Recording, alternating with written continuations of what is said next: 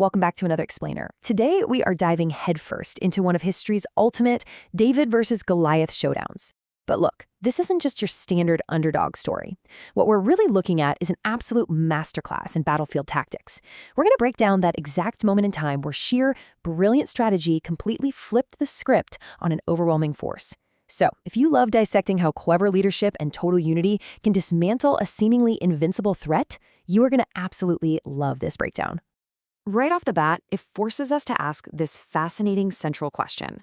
How on earth do you stop an unstoppable army?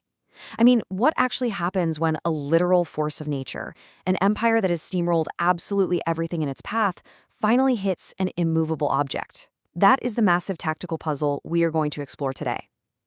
Just imagine being a leader tasked with defending your people against a military machine that has never, ever tasted defeat.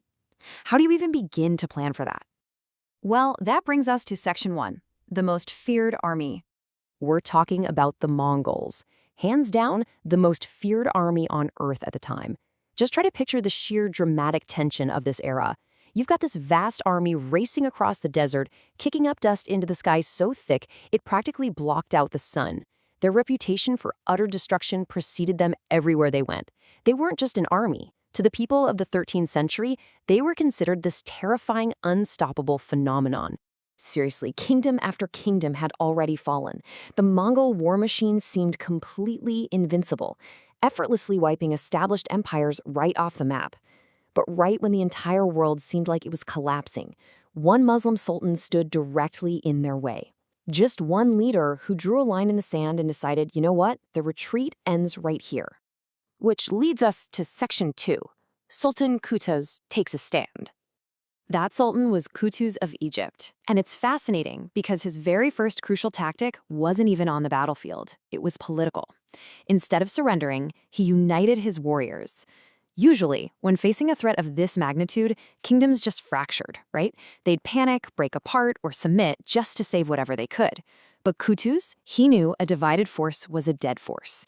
He made the deliberate choice to defend the Muslim world by trusting in his faith, putting on his armor, raising his sword, and demanding absolute unity from his ranks. Now for the main event, Section 3, the trap at Ain Jalut. The year is 1260. This is it. This is the crucial moment. Everything changed. The Battle of Ain Jalut kicks off, and you have to picture the chaotic energy. Cavalry charging across the battlefield, kicking up the literal dust of destiny.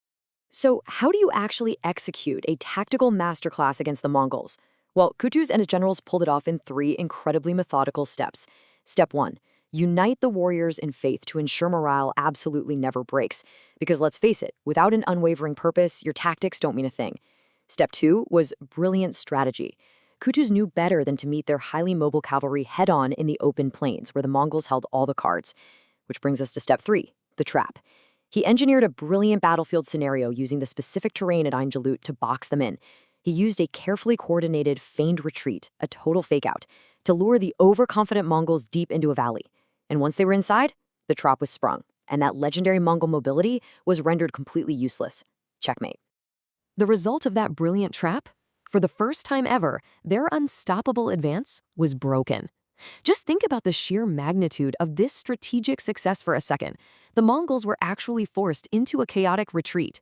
What literally no other kingdom on earth could accomplish through brute force, Sultan Qutuz accomplished through intense discipline, unity, and a flawlessly executed tactical trap. And the fallout was massive. Section 4, changing history forever. This single brilliant victory achieved 3 massive historical outcomes. First off, it saved Egypt from the devastating destruction that had wiped out so many other kingdoms. Second, it protected the Holy Lands from being completely overrun.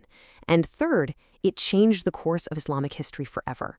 The ripple effects of this one specific tactical victory at Ain Jalut literally preserved the future of an entire civilization. So what actually drove this man to stand firm when everyone else was falling? Well, the core maxim from our historical sources perfectly distills his mindset into just a few words. Trust Allah, stand for justice. This was the rock-solid foundation underpinning Qutuz's immense courage and leadership. It wasn't just about chasing military glory for him. It was deeply rooted in faith and this profound sense of duty to stand up for what is just, even when the odds are stacked impossibly high against you. Ultimately, it proves that courage, unity, and faith can overcome the greatest enemy. One brave leader proved this to the entire world. Because it wasn't just brilliant military tactics alone, and it wasn't just belief alone. It was the unbreakable fusion of that profound belief with sheer tactical genius that finally dismantled an empire's momentum. So, it leaves us with this to think about. When facing your own unstoppable force, what can courage, unity, and strategy help you overcome? Look, we all face massive, overwhelming challenges in life. But the tactical masterclass of Sultan Qutuz shows us that with a unified mindset and a really brilliant strategy, absolutely no advance is truly unbreakable. Thanks for joining me on this explainer, and keep learning.